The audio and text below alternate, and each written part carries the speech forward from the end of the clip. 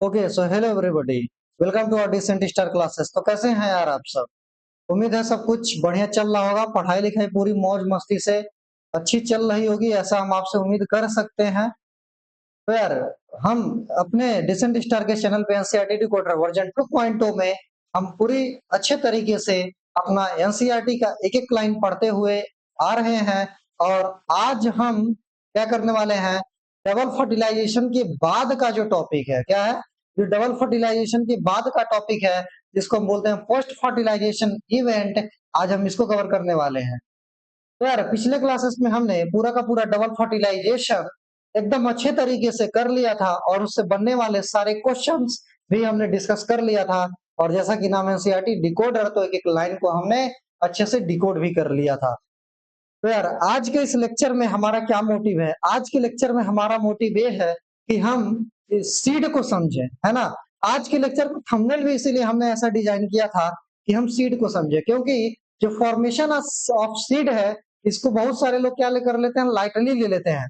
पर इस क्या बोलते हैं, इस चैप्टर के अंदर से, sexual reproduction in flowering plant chapter के अंदर से यार, अगर आप पूरे चैप्टर को ऑलमोस्ट देखोगे ना, तो एक तो पॉलन ग्रेन हो गया, एक एंथर हो गया, और उसके साथ साथ एक पॉलिनेशन हो गया, और थोड़ा बहुत और ब्रीडिंग डिवाइसेस तो उतना नहीं बोलूंगा, पर एम्ब्रायो सैक हो गया, या फिर एम्ब्रायो सैक के अंदर में बोले तो डबल फर्टिलाइजेशन हो गया, और ये जो पोस्ट फर्टिलाइजेशन इवेंट में जो सीड टॉपिक हो गया, इससे यार एकदम डेफिनेटली क्वेश्चंस बनते हैं तो बनते हैं, और हर साल बनते हैं।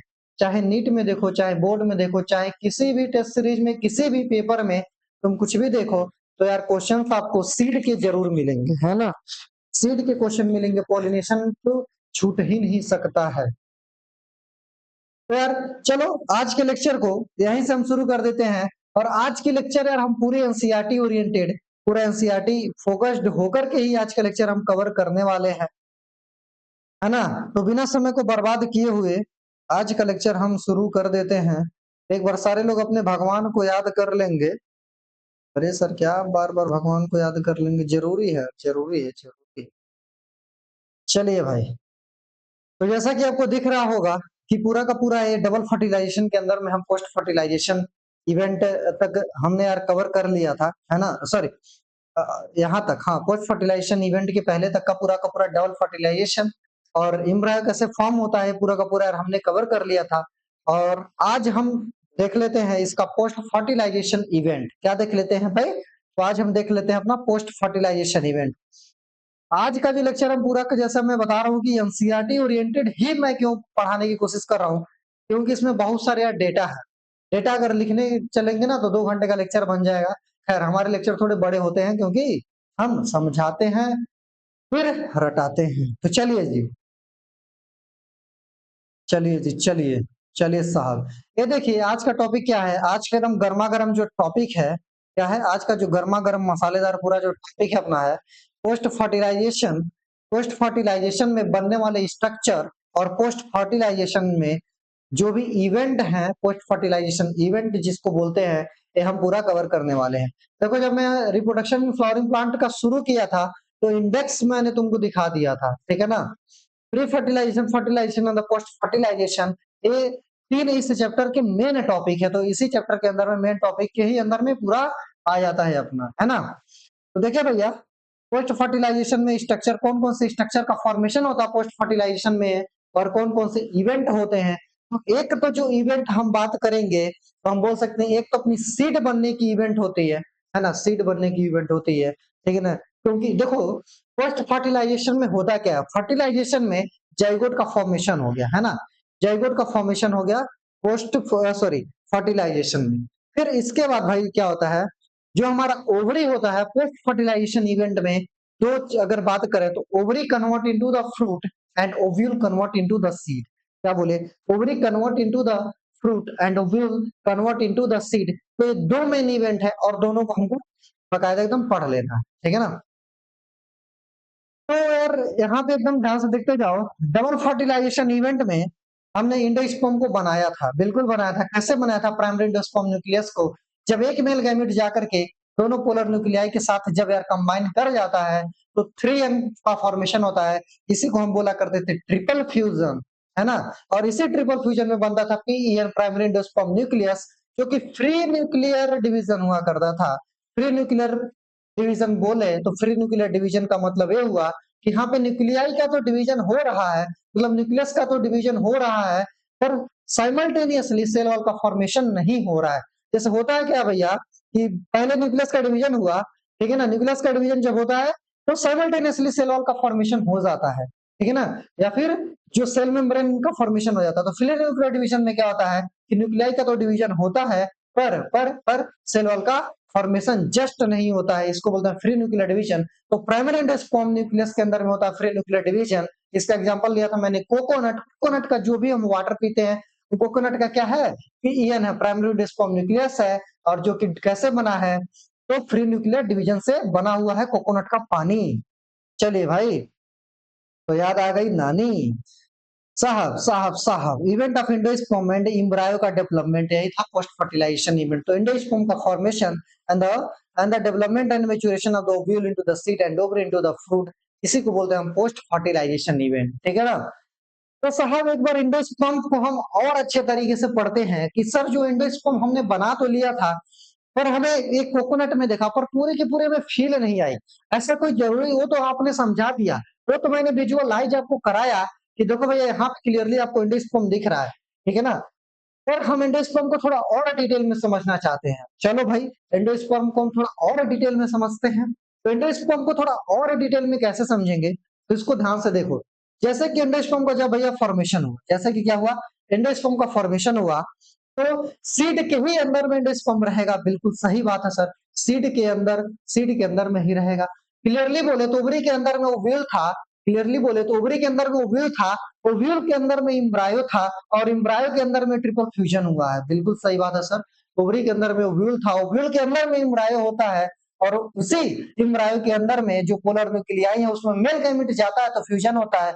वहीं पे तुम्हारा पीईएन बनता है। हमारा पीईएन जो है वहीं पे प्राइमरी एंडोस्पर्म न्यूक्लियस का फॉर्मेशन वहीं होता है। एग्जैक्टली यार यही होता है। अच्छा सर, तो मतलब कि जितने भी ओवरी है, जितने भी ओव्यूल है, जितने भी एम्ब्रायो है, सबके अंदर में ट्रिपल फ्यूजन होता होगा। सही बात है कि नहीं? बिल्कुल यार, मान सकते हैं कि सब में डबल फर्टिलाइजेशन होता है, ठीक है? तो जिसमें भी डबल फर्टिलाइजेशन होता है सर, क्या सब में पीईएन बनता होगा? बिल्कुल यार, जिसमें भी डबल फर्टिलाइजेशन होता है सब में पीईएन बनता है, मतलब सब में एंडोस्पर्म होगा। बिल्कुल सब में एंडोस्पर्म होगा। तो कोकोनट में ही क्यों दिख रहा है? कोकोनट का तो क्लियरली दिख गया। क्या कोई और भी सीड है क्या? क्या कोई और भी सीड है क्या जिसमें हम उस एंडोस्पर्म को क्लियरली देख सकते हैं? बिल्कुल यार, कैस्टर में हम देख सकते हैं, है ना? कोकोनट के साथ हम कैस्टर में देख सकते हैं। क्या कोई ऐसा भी सीड है जिसमें एंडोस्पर्म हमारा दिखाई नहीं देता है? इसका मतलब क्या कि देखो यार, जो एंडोस्पर्म सेल्स है, जो पीईएन हमारा बनता है, प्राइमरी एंडोस्पर्म सेल्स बनता है, जो प्राइमरी पीईएन बन रहा है, इस पीईएन का मेन काम क्या है? इस पीईएन का एक बार अगर हम मेन काम समझ लेते हैं तो हमारी जर्नी बहुत आसान हो जाएगी, ठीक है ना? अगर भैया हम पीईएन का मेन काम समझ लेते हैं तो जर्नी आसान हो जाएगी। तो सर पीईएन का मेन काम क्या है? तो देखो यार, एक सेल है, एक सेल कन्वर्ट होगा जाइगोट में, जाइगोट कन्वर्ट होगा एम्ब्रायो में। मतलब कि जाइगोट से एम्ब्रायो को कन्वर्ट करने में, मतलब कि जाइगोट से यार एम्ब्रायो तक बनाने में क्या नरिशमेंट चाहिए कि नहीं चाहिए? अरे नरिशमेंट चाहिए कि नहीं चाहिए? नरिशमेंट चाहिए यार, बिल्कुल चाहिए। नरिशमेंट कहाँ से आएगा यार? वो नरिशमेंट जो एम्ब्रायो डेवलप करने के लिए चाहिए, वो नरिशमेंट कहाँ से आएगा? वो नरिशमेंट कहाँ से आएगा सर? वो नरिशमेंट प्राइमरी एंडोस्पर्म न्यूक्लियस है, तो वहां से वो नरिशमेंट आ जाएगा। बिल्कुल यार, वहीं से आता है। तो पीईएन का फंक्शन समझ में आया कि नहीं? एक बार बताओ यार, पीईएन का फंक्शन समझ में आया कि नहीं? बिल्कुल, पीईएन का फंक्शन समझ में आ गया होगा कि प्राइमरी एंडोस्पर्म न्यूक्लियस क्या करता है? नरिशमेंट प्रोवाइड करता है टू द डेवलपिंग एम्ब्रायो। बिल्कुल, डेवलपिंग एम्ब्रायो को प्राइमरी एंडोस्पर्म जो सेल्स है वो नरिशमेंट प्रोवाइड करता है। बिल्कुल सही बात है। तो यार, जिसमें एंडोस्पर्म की क्वांटिटी ज्यादा होगी, क्या बोला? जिसमें एंडोस्पर्म की क्वांटिटी ज्यादा होगी वो एम्ब्रायो बनने तक सस्टेन कर जाएगा, ठीक है ना? अगर प्राइमरी एंडोस्पर्म सेल्स की क्वांटिटी ज्यादा है तो एम्ब्रायो बन भी जाएगा, थोड़ा सा यूज हो जाएगा, थोड़ा बच जाएगा।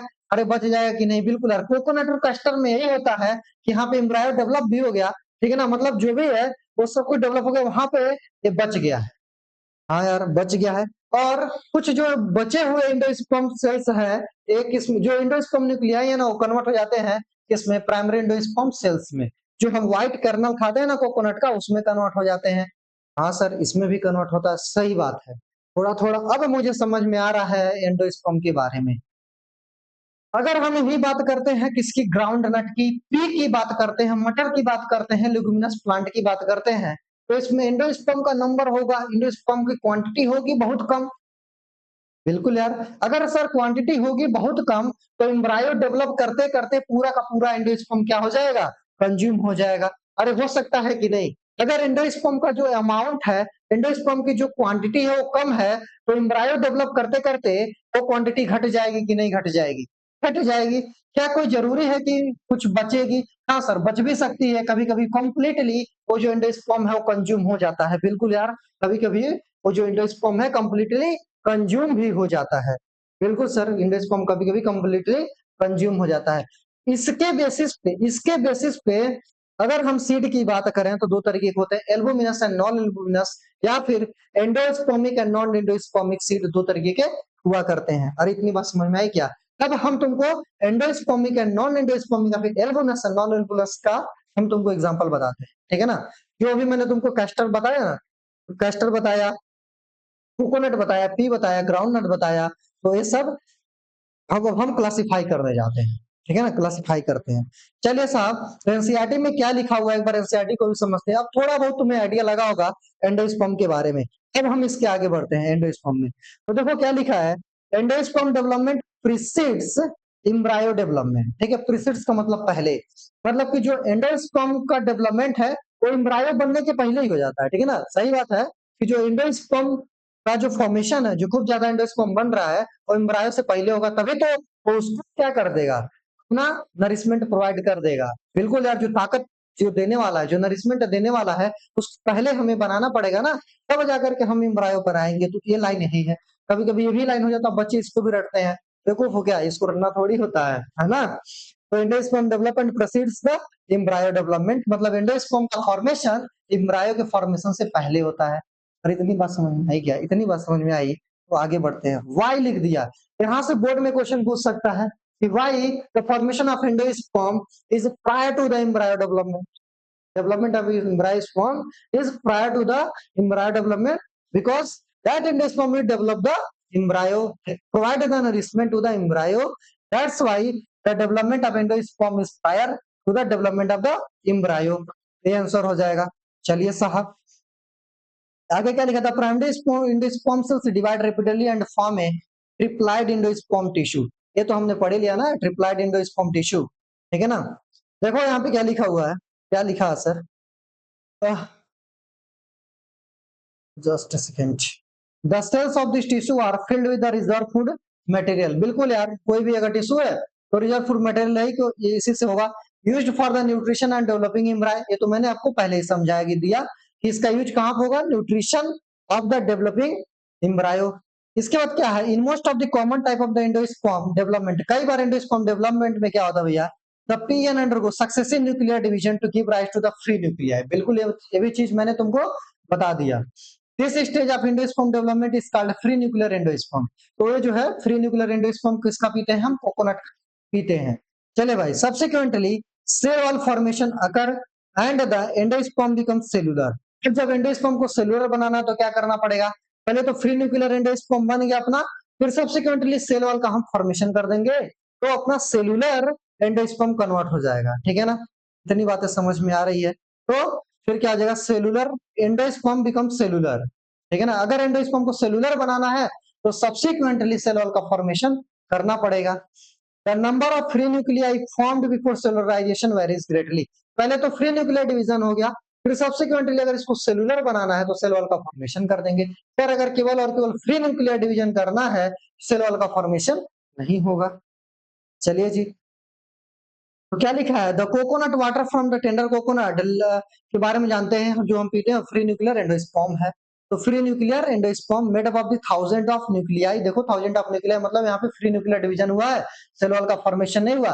बाद में क्या होगा, यहाँ पे सेल वॉल का फॉर्मेशन हो जाएगा। सब्सिक्वेंटली यहाँ पे प्राइमरी एंडोस्पर्म को सेलुलर बनाना है तो सेल वॉल का फॉर्मेशन हो जाएगा।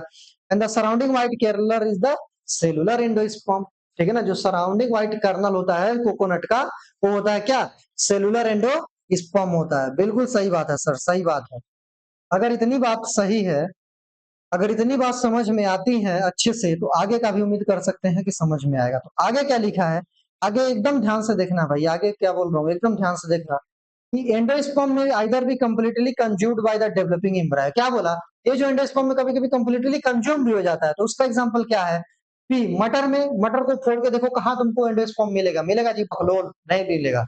पी में नहीं मिलेगा, ग्राउंड नट बोला, बीन्स बोला, लेगुमिनस प्लांट में नहीं मिलेगा, ठीक। बिफोर सीड मेचुरेशन और इट में persist in the mature seed, या फिर कभी कभी परसिस्ट कर दे जाता है, जैसे कि कैस्टर में होता है एंडोस्पर्म, कोकोनट में बिल्कुल होता है। And be used up during the seed germination, और जैसे जैसे सीड जर्मिनेटर करते हैं तब जैसे ये यूज होता जाता है। अब यहाँ पे कुछ लिखा है कि कुछ सीड को तुम जैसे स्प्लिट करो और देखो किसमें होता है कि नहीं होता है, ठीक है ना। Find out whether the endosperm is persist in cereals, wheat, rice and maize. तो एक बार देखो इसमें होता है कि नहीं होता है, इसका आंसर आगे लिखा हुआ है, ठीक है ना। तो एक बार बिल्कुल तुम ध्यान से सोचो और एक बार देखो कि एल्बुमिनस होते हैं कि नॉन एल्बुमिनस होते हैं। इसका आंसर मैं आगे देता हूँ, आगे दें क्या, बिल्कुल यार।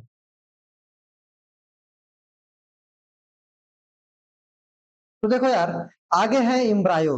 तो पहला तो एंडोस्पर्म बना है, दूसरा क्या बना है अपना, इम्ब्रायो बना है। तो अब हम थोड़ा इम्ब्रायो के बारे में समझते हैं। तो यहाँ पे देखना भाई, यहाँ पे देखना क्या लिखा है कि embryo develop at the micropylar and. ये बात बिल्कुल भी रटने की जरूरत नहीं है। और जो बच्चा इतना पढ़ने के बाद भी डिसेंट स्टार से रट रहा हो, समझो महामूर्ख, कुछ पढ़ ही नहीं रहा, गधा है एक नंबर, ठीक है ना।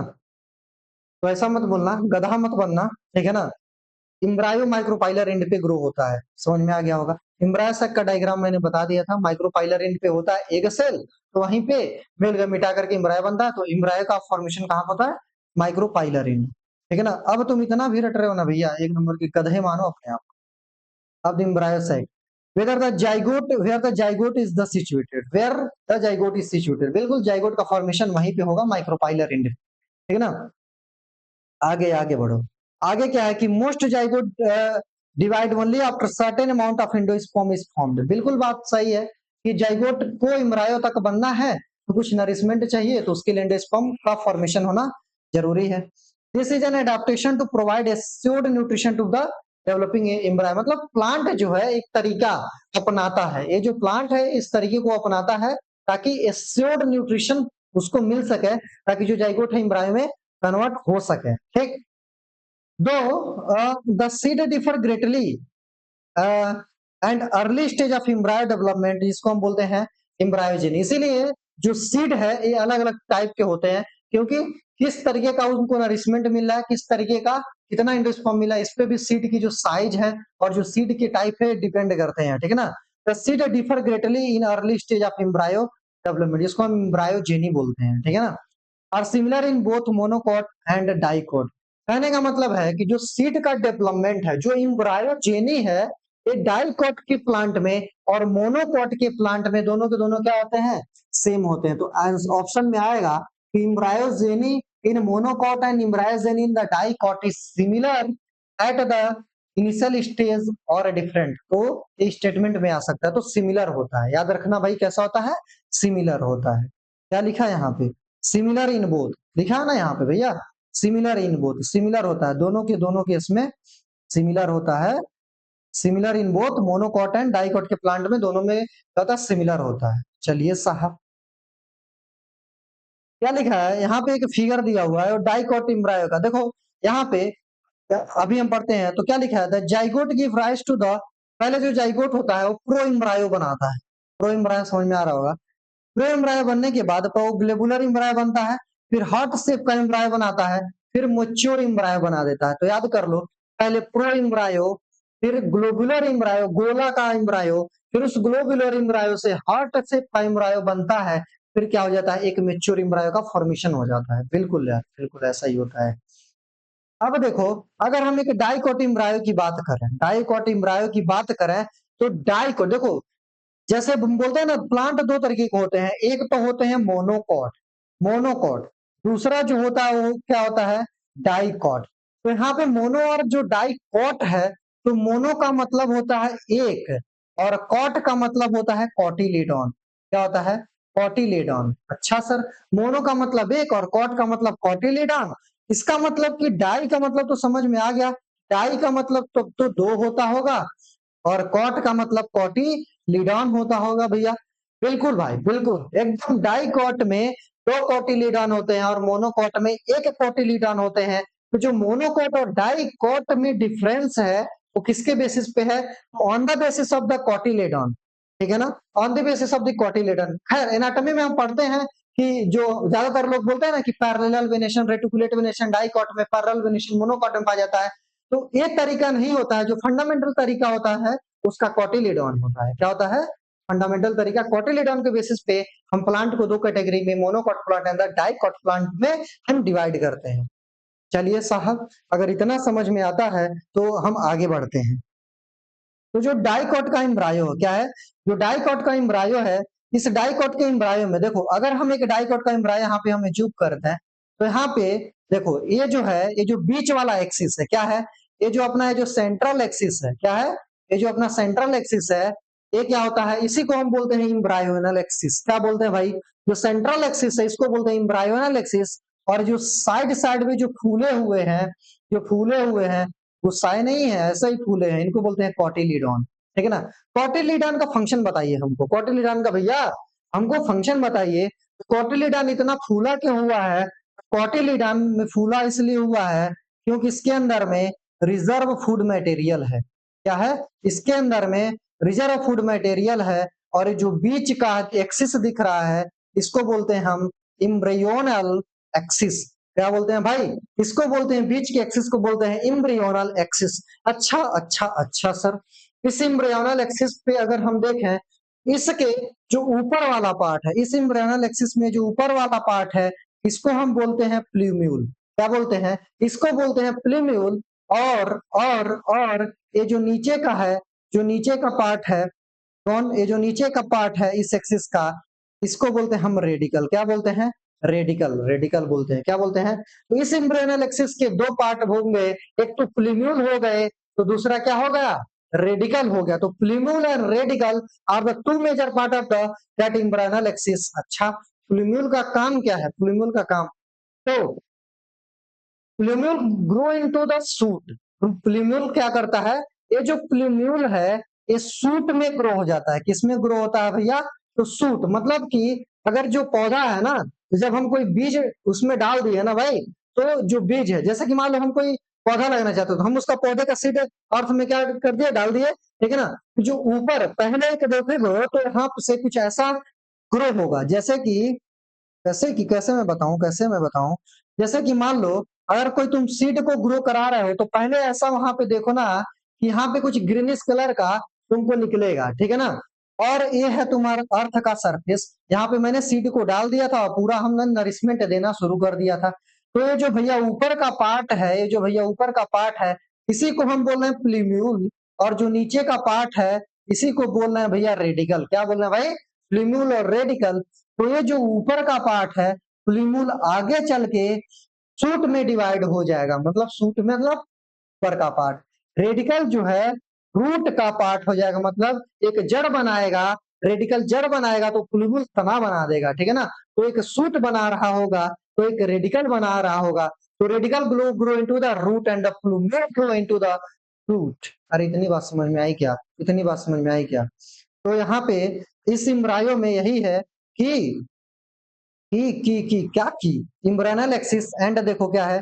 कॉटिलीडॉन। यहाँ पे इम्ब्रेनल एक्सिस एंड दो कॉटिलीडॉन बन जाते हैं, है ना? दो इम्ब्रेनल एक्सिस और एक यहाँ पे कोटिलीडॉन होगा। ठीक है ना? सॉरी, इम्ब्रेनल एक्सिस होगा और दो कोटिलीडॉन होंगे डाइकॉट सीड में। तो यही लिखा है कि the portion of embryonal axis above the level of the cotyledon. Cotyledon के ऊपर जो है उसको हम बोलते हैं ईपीकोटाइल। क्या बोलते हैं? जो कोटिलीडॉन के ऊपर है ना, इसको हम एरिया को बोलते हैं ईपीकोटाइल। और इपिक्यूटाइल जो है एक टर्मिनेट हो जाता है किसमें? प्लूम्यूल में। और प्लूम्यूल जो है आगे चल के सूट या फिर स्टेम बना देगा। ठीक है ना? और क्या? और क्या? और और देखो और क्या लिखा है सर? तो the cylindrical portion below the level of the cotyledon क्या है? Cylindrical portion below the level of the cotyledon के नीचे जो है उसको बोलते हैं हम हाइपोकोटाइल।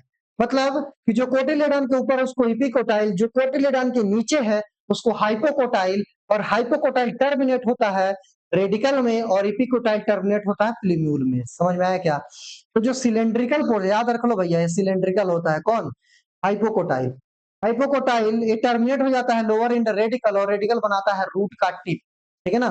जो रूट टिप अब कवर्ड होता है, जो रूट टिप होता है ये कवर्ड होगा, ऑब्वियसली यार कवर्ड होता है, it is covered with the root cap. जो रूट टिप होता है ये कवर्ड होता है किससे सर? तो रूट कैप से कवर्ड होता है। अच्छा, रूट कैप से कवर्ड क्यों क्यों होता है? जैसे कि मान लो यार यहाँ पे ऐसा कुछ, ये ऐसा क्यों आ गया? देखो भाई, यहाँ पे तुमको रूट कैप दिख रहा होगा, क्या है? यहाँ पे तुमको ये रूट कैप लिखा हुआ, देखो ध्यान से।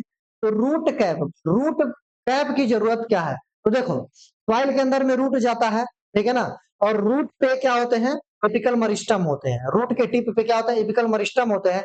इसको प्रिवेंट करने के लिए रूट कैप बना होता है। अगर ये रूट कैप ना होगा ना तो एपिकल मेरिस्टम डिस्ट्रॉय हो जाएगा, तो जो रूट की डेवलपमेंट आगे है वो हो नहीं पाएगी, इसलिए रूट कैप बनना जरूरी है। रूट कैप बनना जरूरी है, ठीक है ना? अच्छा, मतलब कि वाटर वाले जो प्लांट होंगे उसमें रूट कैप पाया जाएगा कि नहीं पाया जाएगा? तो most of the water plant में रूट कैप नहीं पाया जाता है। अरे समझ में आया क्या? तो जो एक्वेटिक प्लांट में है उसमें रूट कैप नहीं पाया जाता है। कोई भी क्वेश्चन है, और ये चीज तुम एनाटॉमी में पढ़ोगे, ठीक? एनाटॉमी में क्लास 11 में पढ़े होगे तो पढ़े होगे, खैर नहीं पढ़े हो तो एनसीईआरटी क्वेश्चन 1.2 में आओ मिलते हैं उसमें दमा दमादम दमादम दमादम। चलिए साहब आगे देखते हैं, आगे देखते हैं, आगे क्या है? आगे क्या है? आगे की कहानी क्या है? आगे की कहानी एक बार देखेगा। Embryo of the monocot. अब हम इम्ब्रायो एक बार मोनोकॉट डाइकॉट का पढ़ लिया, अब एक बार मोनोकॉट का पढ़ते हैं। सिंगल कोटिलिडॉन होगा, पहले ही मैंने बता दिया, और ग्रासेस फैमिली में ये पाया जाता है, ठीक है ना? इन द ग्रासेस फैमिली में देखो भैया, कोटिलिडॉन को ग्रासेस फैमिली में क्या बोले? कोटिलिडॉन को हम एक नाम से जानते हैं जिसको बोलते हैं स्कूटेलम। क्या बोलते हैं? Scutellum.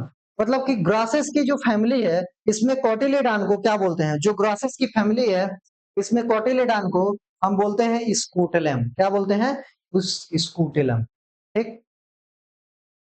Scutellum that is situated toward one the lateral of the embryonal axis. अच्छा, अब पूछता है कि सिचुएशन ऑफ द स्कूटेलम, मतलब कि जो कोटिलिडॉन है मोनोकॉट के केस में ये कहां पे प्रेजेंट होता है?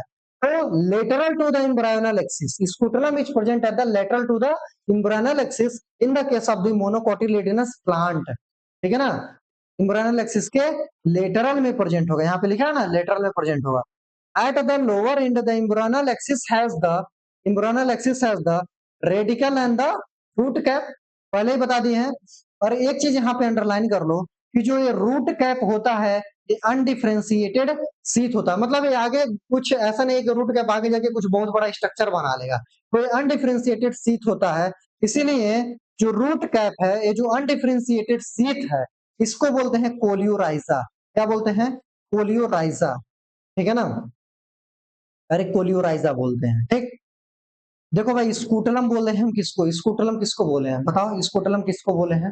तो स्कूटलम हम कोटिलिडॉन को बोले हैं, जो कि लेटरल साइड में प्रेजेंट होता है, उसको स्कूटलम बोले हैं। और कोलियोराइजा किसको बोले हैं? तो कोलियोराइजा जो है ये undifferentiated sheath of the root cap is known as the coleorhiza. अगर एग्जाम में आता है बोर्ड में, what is the coleorhiza? Coleorhiza is defined as the undifferentiated sheath of the root cap is known as the coleorhiza. आगे क्या लिखा है? The portion of the embryonal axis above the level of the attachment of the scutellum. Scutellum क्या बोला था? स्कूटलम lateral होता है कोटिलेडॉन, ठीक है? जिसको हम कोटिलेडॉन को ही स्कूटलम बोलते हैं ग्रासेस फैमिली, मतलब मोनोकॉट के केस, ठीक है ना? तो यहाँ पे क्या लिखा है? Embryonal the portion of the embryonal axis above the level of the attachment of the scutellum is the epicotyl. मतलब इसके ऊपर का जो लेवल है इसको बोलते हैं इपिकोटाइल, और इपिकोटाइल के पास होता है यहाँ पे कोलियोटाइल। देखो वहां पे क्या होता था? वहां पे क्या होता था? इपिकोटाइल था, हाइपोकोटाइल था, है ना? वहां पे इपिकोटाइल था और हाइपोकोटाइल था। तो यहाँ पे जो इपिकोटाइल है, यहाँ पे इपिकोटाइल है, इसकी जो सूट अपेक्स पे यहाँ पे इसी को बोलते हैं कोलियोटाइल। कोलियोटाइल कब बोलते हैं? कि इन monocot in monocot lateral to the embryonal axis. In monocot lateral to the embryonal axis, it has the in epicotyle it has the shoot apex, and the shoot apex contain few leaf primordia. क्या है? Few leaf primordia which encloses in the hollow foliar structure. जो hollow फोलियर structure में enclose होता है। जैसे कि बोल रहे हैं कि इपिकोटाइल के ऊपर तुम समझ ऐसे समझो कि इपिकोटाइल के ऊपर में कुछ लीफ के प्रिमोडिया होते हैं, और वो जो लीफ के प्रिमोडिया होते हैं कुछ हॉलो फोलियर स्ट्रक्चर में कम्पैक्टली पैक्ड होते हैं। इसी कम्पैक्टली जो हॉलो फोलियर स्ट्रक्चर है इसी को हम बोलते हैं कोलियोपटाइल। क्या बोलते हैं? कोलियोपटाइल। कोलियोराइजा समझ में आ गया होगा, कोलियोपटाइल भी समझ में आ गया होगा। अब हम यहाँ से समझ लेते हैं, अब हम यहाँ से समझ लेते हैं, ठीक है ना। पहला तुम डायग्राम देखो, तो जो पहला डायग्राम है तो देखो यहाँ पे कोटिलेडॉन लिखा हुआ है। पहले डायग्राम में क्या लिखा है भाई? तो पहले डायग्राम में यहाँ पे तुमको ध्यान से समझो, इसको रटना नहीं है। बच्चे क्या करते हैं, रटते हैं, दबा के एकदम रटते हैं, तो दबा के रटना नहीं है तुमको। यहाँ पे पहले डायग्राम में भैया तुम देख पा रहे हो कि क्लियरली कोटिलेडॉन बनाया हुआ। कोटिलेडॉन को एरो भी बनाया है। कितने कोटि, ये देखो यार कोटिलेडॉन कितने हैं, 2 कोटिलेडॉन ये दिख रहे हैं कि नहीं? अगर भाई 2 कोटिलेडॉन है तो कौन सा स्टेम हुआ, कौन सा प्लांट हुआ? तो डाइकोट स्टेम हुआ कि नहीं? बिल्कुल डाइकोट प्लांट है, तो ये डाइकोट हो गया, ठीक है ना। 2 कोटिलेडॉन है तो डाइकोट हो गया। अच्छा, अब डाइकोट में इपिकोटाइल के ऊपर था प्लूमेन और हाइपोकोटाइल के नीचे था रेडिकल, और रेडिकल कवर्ड होता था तुम्हारा रूट कैप से। रेडिकल ये जो है रूट कैप से, रेडिकल जो है रूट कैप से कवर्ड हुआ करता था। और यहाँ पे देखो भैया तो इपिकोटाइल सॉरी हाइपोकोटाइल हो गया ना, कोटिलेडॉन हाइपोकोटाइल, तो ये डाइकोट है, तो ऐसे पहचानेंगे, ठीक। अगला देखते हैं, अगला स्ट्रक्चर भी एकदम ध्यान से देखो इस स्ट्रक्चर को। इस स्ट्रक्चर पे तुमको कहीं कुछ भी 2 कोटिलेडॉन दिख रहा है क्या? यहाँ पे तुमको कहीं बच्चों बताओ एक बार 2 कोटिलेडॉन दिख रहा है तो बताओ। 2 कोटिलेडॉन बिल्कुल नहीं दिख रहा है। ऊपर से यहाँ पे तुम देख पा रहे होंगे क्लियरली कि यहाँ पे कुछ हॉलो फोलियर स्ट्रक्चर है। जो तुमको हॉलो फोलियर स्ट्रक्चर दिख रहा है, यहाँ पे तुमको यार कुछ लीफ के प्रिमोडिया भी दिख रहे हैं। क्या दिख रहा है? लीफ के प्रिमोडिया भी दिख रहे हैं। मतलब कि यहाँ पे तुमको एक कोलियोपटाइल भी दिख रहा होगा। क्या दिख रहा होगा? कोलियोपटाइल। अच्छा सर, कितने यहाँ पे कोलियोराइजा भी होगा? हाँ हाँ हाँ हाँ होगा। रूट कैप के आगे है कोलियोराइजा, क्योंकि रूट कैप का ही अनडिफरेंशिएटेड सीट होता है कोलियोराइजा। तो एग्जाम में बच्चे कंफ्यूज हो जाते हैं जब आता है ना, क्योंकि देखो जब यार फिगर आएगा तो ये तो फिगर कैसे आएगा, ये फिगर कैसे आएगा? ब्लैक एंड व्हाइट में आएगा। ब्लैक एंड व्हाइट में समझ में नहीं आता है कि ये रेडिकल है, रूट कैप है, ये क्या है, ये क्या है, पोलियोराइजा है। तो कैसे पहचानेंगे? तो सबसे ऊपर क्या होगा? सबसे ऊपर रेडिकल होगा। Radicle is covered by the root cap, and root cap का undifferentiated sheath is known as the coleorhiza, जो कि केवल और केवल मोनोकॉट प्लांट में पाया जाता है। तो देखो मोनोकॉट में पाया जा गया, तो ऐसे याद कर लेंगे। अच्छा सर, कोलियोपटाइल स्कूटलम हम बोले हैं सर कि स्कूटलम जो है इसी को क्या बोलते हैं? कोटिलेडॉन बोलते हैं।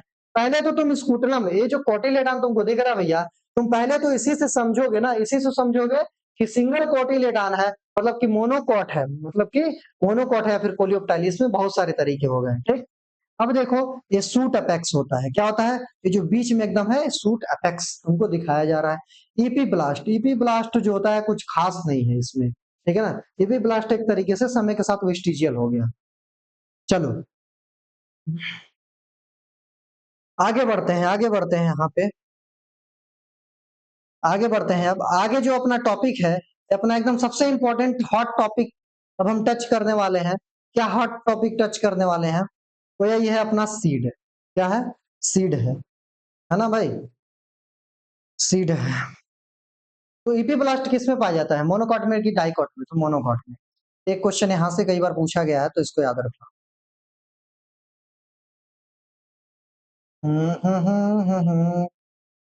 मेरा मुल्क मेरा देश मेरा ये वतन, शांति का उन्नति का प्यारे का चमन। चलिए साहब आगे बढ़ते हैं सीड के बारे में। किसके बारे में? सीड के बारे में। सीड के बारे में पढ़ते हैं, जो अपना मेन टॉपिक था सीड। देखो ओवरी कन्वर्ट होगा फ्रूट में, ओव्यूल कन्वर्ट होगा सीड में। तो हमको फ्रूट के बारे में ज्यादा नहीं, हम इस चैप्टर में सीड के बारे में फोकस होते हैं, इसीलिए मैं इसका थंबनेल भी ऐसे सीड नाम से बनाया, ठीक है ना।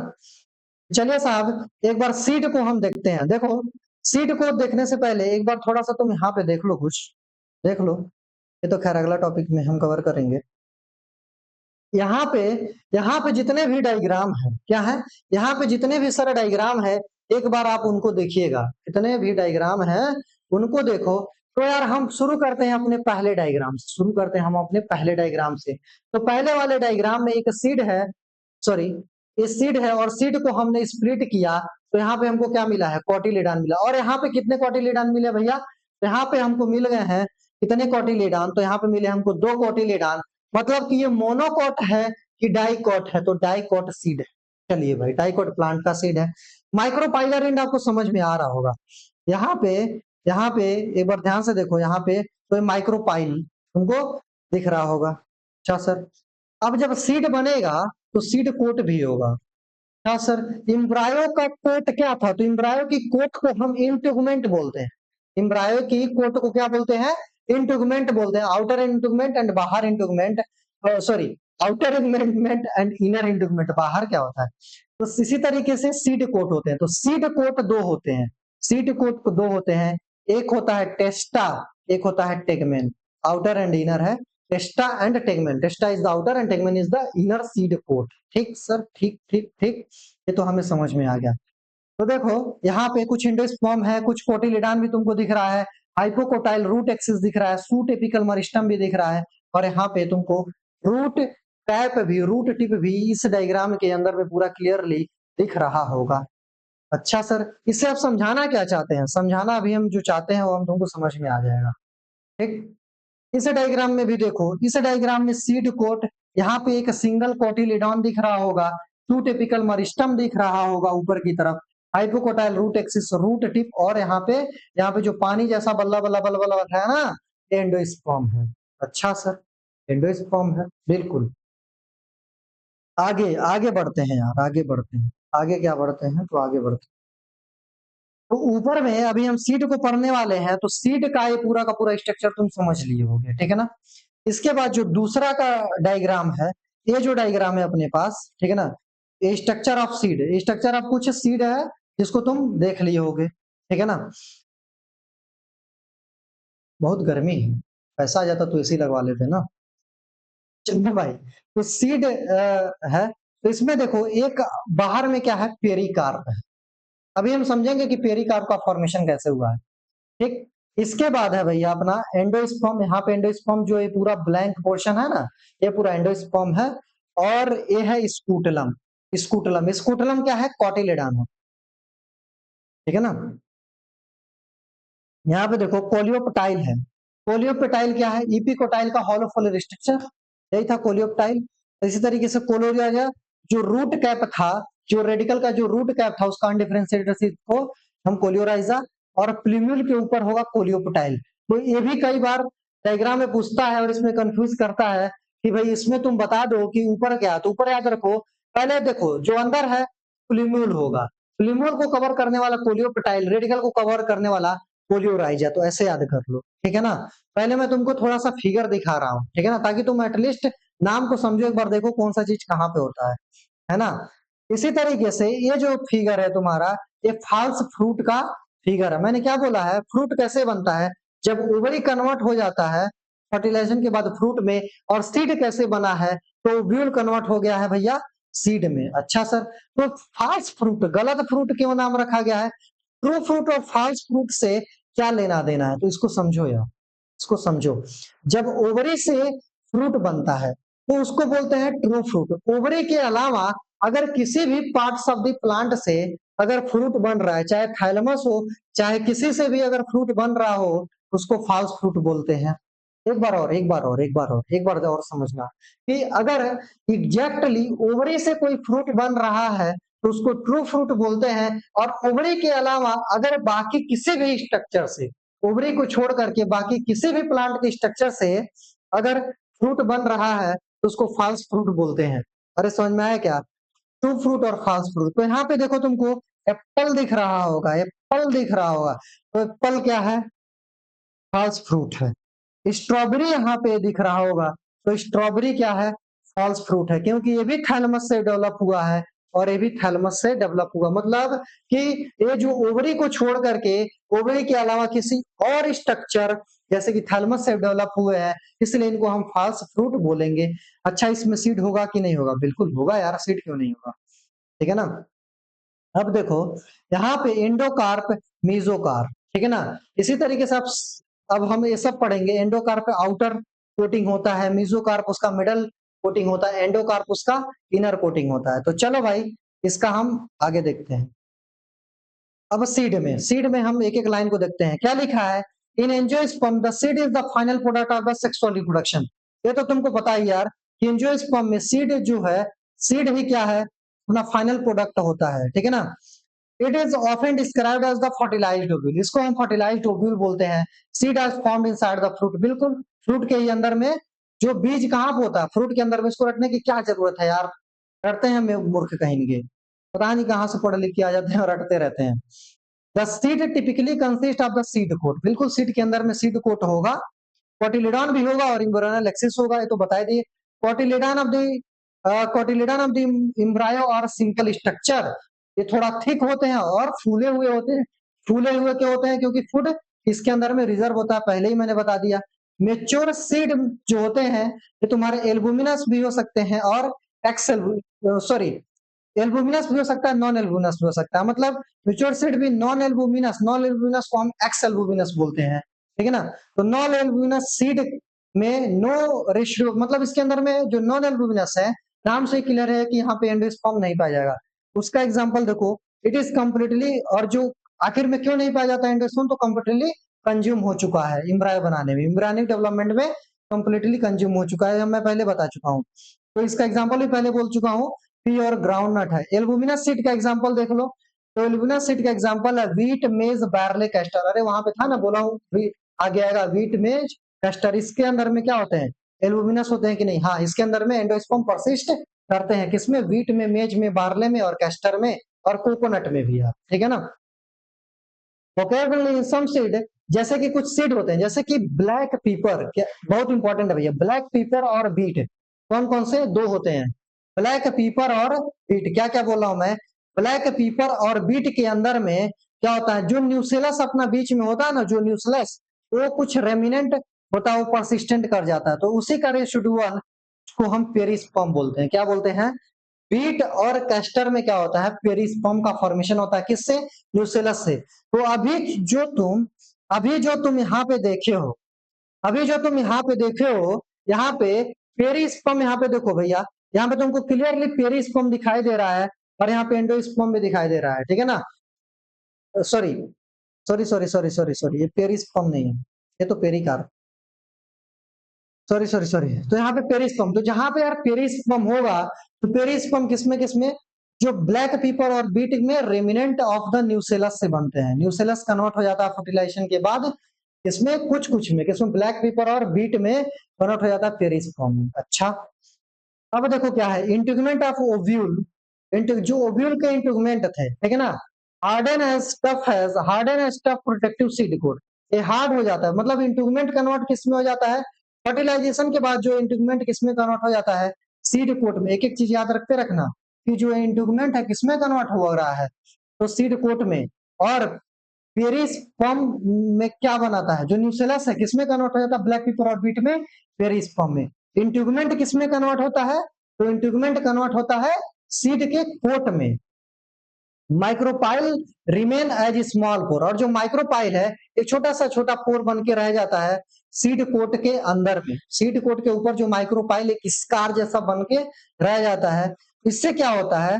ये फैसिलिटेट करता है, हेल्प करता है ऑक्सीजन को घुसने में सीड के अंदर में, और वाटर वाटर उसके अंदर घुस सकता है इसी माइक्रोपाइल के थ्रू घुसता है। सब ऑक्सीजन और वाटर इंटर करते हैं सीड में ड्यूरिंग द जर्मिनेशन, ठीक है ना? तो जर्मिनेशन के टाइम पे समझ सकते हो माइक्रोपाइल का कितना रोल है, क्योंकि जब तक ऑक्सीजन और वाटर मतलब मॉइस्चर नहीं मिलेगा तब तक सीड कैसे जर्मिनेट कर पाएगा, ठीक है ना? अब देखो, एज द सीड मेच्योर, जैसे जैसे सीड मेच्योर हो जाता है, जैसे मतलब सीड जो है सूखता जाता है। जैसे कि तुम मान के चलो भाई, जैसे कि मटर मटर को जो दाना है जैसे जैसे सूखता जाएगा, तो उसके अंदर से पूरा का पूरा उसका एंडोस्पर्म खत्म होता रहेगा ना।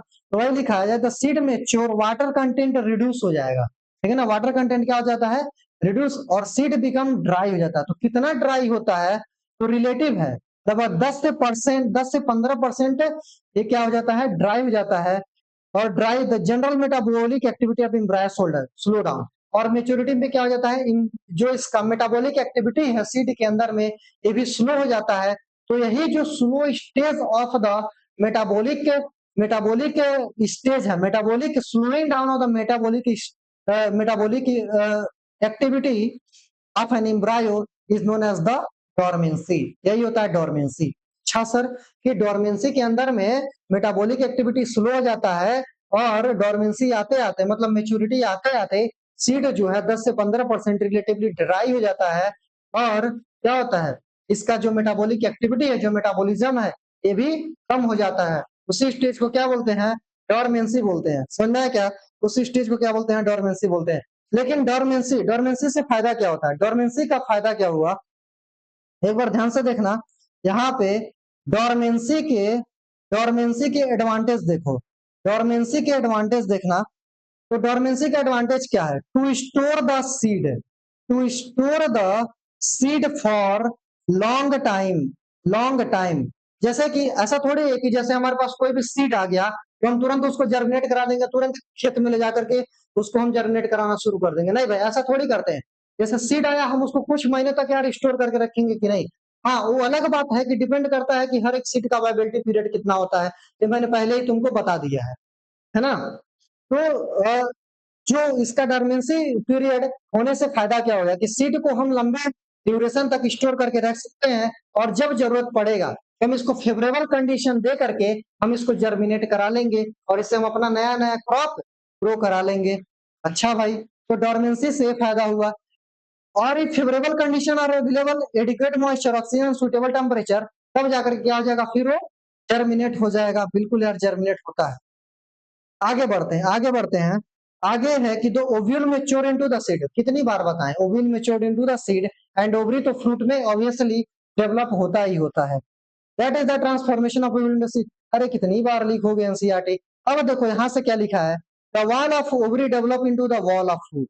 क्या लिखा है, याद कर लेना, इस लाइन को समझ लेना कि जो ओवरी की वाल है, ओवरी कन्वर्ट होती है किसमें, फ्रूट में कन्वर्ट होती है कि नहीं। तो जो ओवरी की वाल है वो फ्रूट के वाल में कन्वर्ट हो जाएगी। जो ओव्यूल की वाल है, जो इंटुगमेंट है, जो ओव्यूल की वाल है, सीड में कन्वर्ट हो, सीड के कोट में कन्वर्ट हो जाएगी। अरे इसमें क्या रटना है भाई, इसमें कुछ नहीं रटना है कि फ्रूट ओवरी कन्वर्ट होता है फ्रूट में, ओवरी की वाल कन्वर्ट हो जाएगी फ्रूट के वाल में, ओव्यूल कन्वर्ट होता है सीड में, ओव्यूल की जो वाल है सीड की वाल बना देगी, मतलब सीड कोट बना देगी। चलो भाई आगे बढ़ते हैं। The wall of the ovary develop into the wall of fruit and wall of the fruit तो हम क्या बोलते हैं, पेरिकार्प। अभी हम डायग्राम में दिखाया है ना, पेरिकार्प बनता है। तो जो फ्रूट की वाल है उसको हम पेरिकार्प बोलते हैं, ठीक है ना। तो पेरिकार्प 3 तरीके का होता है, एपीकार्प, मीजोकार्प और एंडोकार्प। कितने तरीके के कार्प होते हैं, पेरिकार्प कितने तरीके के होते हैं, तो 3 तरीके के फ्रूट वाल हुआ करते हैं, 3 तरीके के फ्रूट वाल हुआ करते हैं, एपीकार्प, मीजोकार्प और एंडोकार्प। एपी मतलब है मतलब सबसे ऊपर वाला, मीजो मतलब मिडल वाला, और एंडो का मतलब अंदर वाला। आगे देखते हैं एपीकार्प, मेजोकार्प और एंडोकार्प क्या क्या चीज है। चलिए भाई यहाँ पे क्या लिखा है, यहाँ पे आगे बढ़ते हैं। यहाँ पे आगे लिखा हुआ है कि द फ्रूट में भी फ्लेसी। देखो, कुछ जो फ्रूट होते हैं एकदम सूखे होते हैं, कुछ फ्रूट बहुत ज्यादा फ्लेसी होते हैं। द फ्रूट में भी फ्लेसी। तो फ्रूट फ्लेसी किसमें होता है, फ्रूट फ्लेसी होता है गवावा में, ऑरेंज में, मैंगो में। गवावा, ऑरेंज, मैंगो का फ्रूट कैसा होता है, तो फ्लेसी फ्रूट किसमें पाया जाता है, गवावा में, मैंगो में, ऑरेंज एक्सेट्रा, और भी कुछ में तुम सोचो।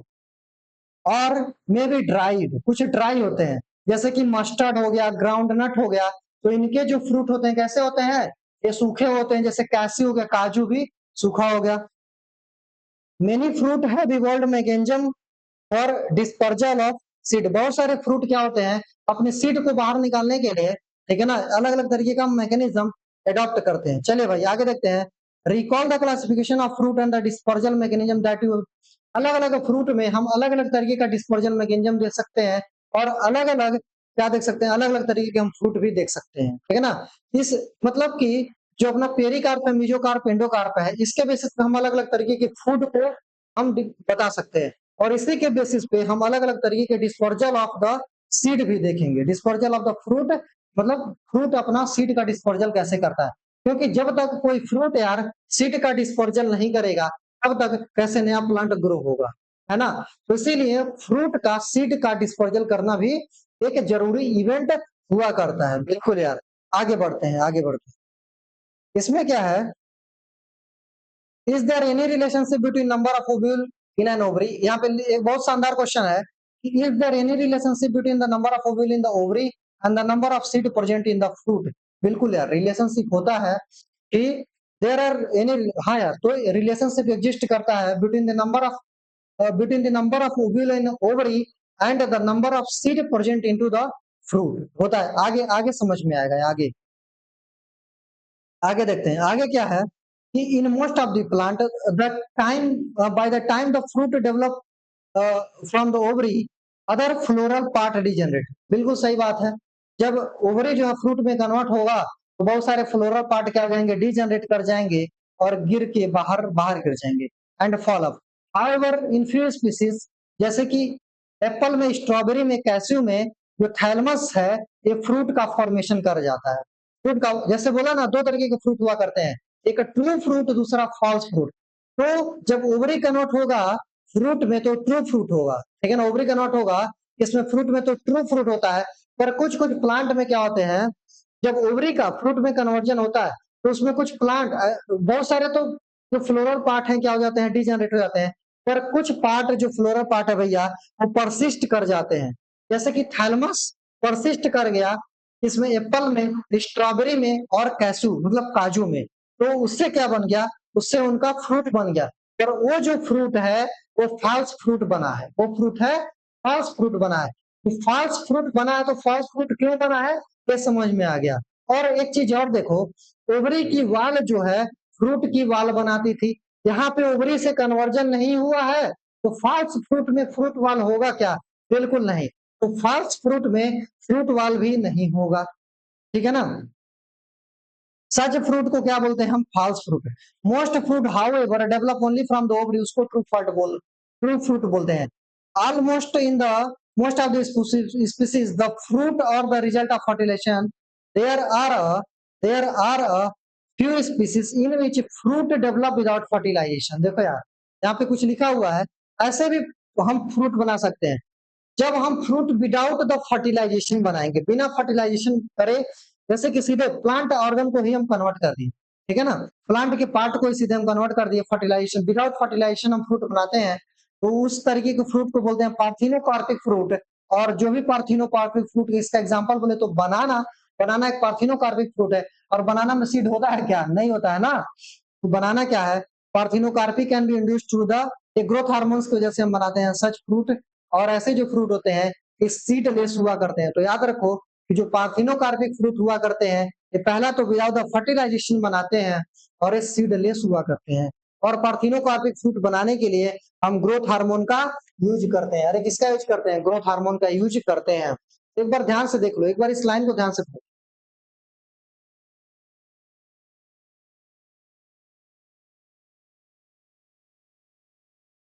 हाँ भाई, तो आगे बढ़ते हैं। यहाँ पे क्या लिखा है कि seed offer several advantages to the angiosperm. Seed होने से एंजियोस्पर्म को बहुत सारे एडवांटेज मिलते हैं। अभी ये आपको प्लांट किंगडम में भी समझ में आएगा और यहाँ पे भी मैं कोरिलेट करने का कोशिश करता हूँ। देखो, होता क्या कि ये टॉपिक थोड़ा सा मतलब समझ में नहीं आता, क्यों, क्योंकि तुम प्लांट किंगडम अच्छे से पढ़े नहीं हो, है ना। और प्लांट किंगडम तुमने पढ़ा नहीं है, क्लास 11 खराब है। अगर तुम अच्छे से पढ़े होते तो यहाँ तक तुमको सब समझ में आ गया होगा। इसीलिए मैं एनसीईआरटी लाइन बाय लाइन यहाँ पे शुरू कर दिया हूँ पढ़ाना। Firstly, since the reproductive process such as pollination and the fertilization or the independent of water, seed formation is more dependable। ठीक है ना। तो इसमें क्या लिख रहा है कि पॉलिनेशन में क्या होगा, फर्टिलाइजेशन, फर्टिलाइजेशन में सीड डिपेंडेबल होगा, ठीक है ना। Seed formation is more dependable होता है, ठीक। ऑल्सो सीड है better adaptive strategy for dispersal to the new habitat and help the species to colonize in other area, है ना। तो ये जो एडवांटेज की बात कर रहे हैं कि एंजियोस्पर्म में जो सीड होता है, तो एंजियोस्पर्म को सीड होने से फायदा क्या हो गया, तो एंजियोस्पर्म किसी भी कॉलोनी में ग्रो हो सकता है। दूसरा, नए नए हैबिटाट में ग्रो हो जाएगा और नए कॉलोनी में मतलब अपनी नई जगह पे कॉलोनी को क्रिएट कर सकता है, ठीक है ना। As they have sufficient food reserve भी होता है, तो यंग जो सीडलिंग है उसको नरिशमेंट भी कर सकते हैं, सीड होने से भी फायदा है। Until they are capable for photosynthesis, तब तक ये नरिशमेंट दे सकता है जब तक कि पौधा फोटोसिंथेसिस करने के लायक तक नहीं बन जाता है, तो सीड होने का ये भी फायदा है। ऑन देयर ओन, ठीक है ना। The hard seed coat provide protective to the young embryo, और हार्ड सीड कोट का फंक्शन क्या है, तो जो एम्ब्रायो, जो नया नया एम्ब्रायो, यंग एम्ब्रायो बन रहा है, जो सीड कोट है इसको बचा लेगा। अब क्या लिखा है, being a product of the sexual reproduction they generate new genetic combination leading to the variation, और नए नए जेनेटिक कॉम्बिनेशन भी इसमें हो जाएंगे। चलिए साहब, अगर इतना समझ में आ गया तो आगे का सब भी कुछ समझ में आ जाएगा। आगे क्या लिखा है, seed is the basis of our agriculture, बिल्कुल यार, सीड ही हमारे एग्रीकल्चर का बेसिस है, और कुछ बेसिस थोड़ी है। तो देखो यहाँ पे क्या लिखा है कि, यहाँ पे क्या लिखा है कि, क्या लिखा है, एक बार मैं थोड़ा इसको सेट कर लेने दो, just a second, just a second.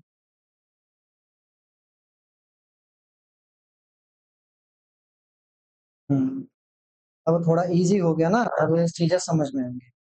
तो seed is the basis of our agriculture, तो हमारे एग्रीकल्चर का जो मेन बेसिस है सीड है। यहाँ पे क्या लिखा है, dehydration and dormancy of mature seed are the crucial for storage of seed, ये तो मैंने बता ही दिया कि डोरमेंसी ऑफ सीड जरूरी क्यों होता है, and be used as a food throughout the year and also the raise crop, ठीक है ना, इन द नेक्स्ट सीजन। अब यहाँ पे लिखा है, क्या सीड के अलावा तुम एग्रीकल्चर को इमेजिन कर सकते हो, इमेजिन तो नहीं कर सकते हैं, थोड़ा सा मुश्किल है, ठीक है ना, नामुमकिन तो नहीं, मुमकिन हर चीज है, पर थोड़ा सा मुश्किल है, ठीक है ना।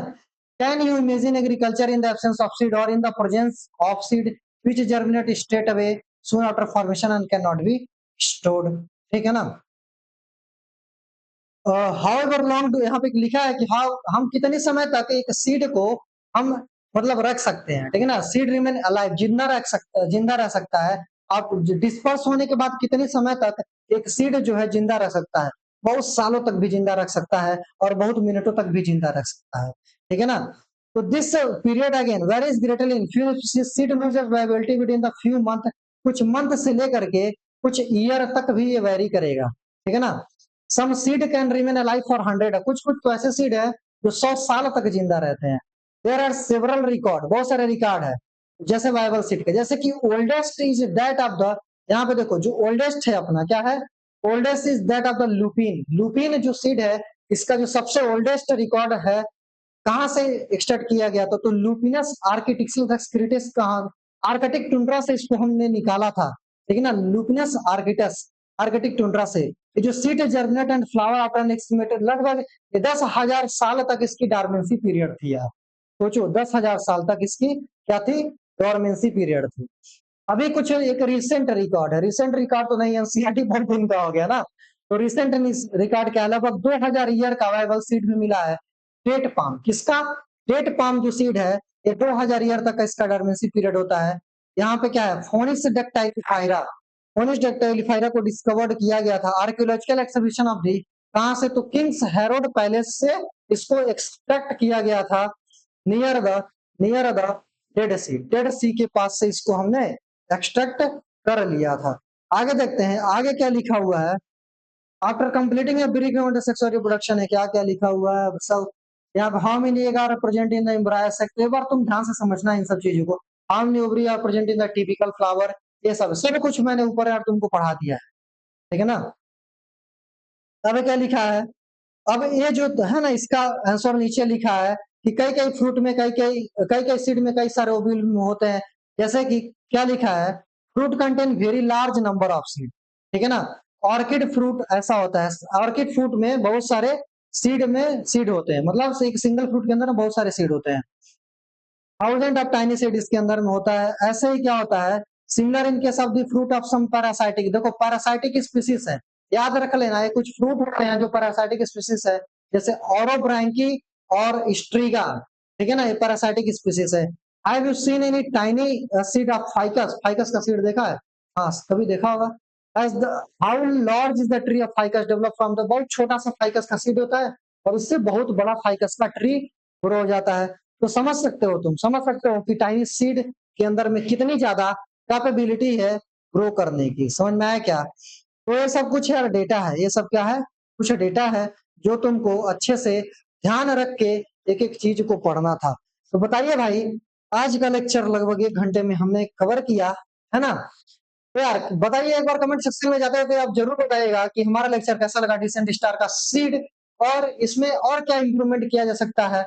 चलिए भाई, उम्मीद है आज का पूरा लेक्चर आपको पूरा एकदम मौज मस्ती से हंसते हुए पूरा एक-एक लाइन एनसीईआरटी का आपको क्लियर हो चुका होगा, और आप काफी कॉन्फिडेंट और काफी इंथुसियास्टिक महसूस कर रहे होंगे, और काफी कॉम्पिटिटिव भी महसूस कर रहे होंगे। तो चलिए भाई, इसी तरीके से पढ़ते रहिए। आगे के आने वाले सीरीज में हम इससे भी धमाकेदार लेक्चर लाने की कोशिश करते हैं। हमारा प्रयास है कि हर लेक्चर हमारा पुराने वाले लेक्चर से अच्छा हो।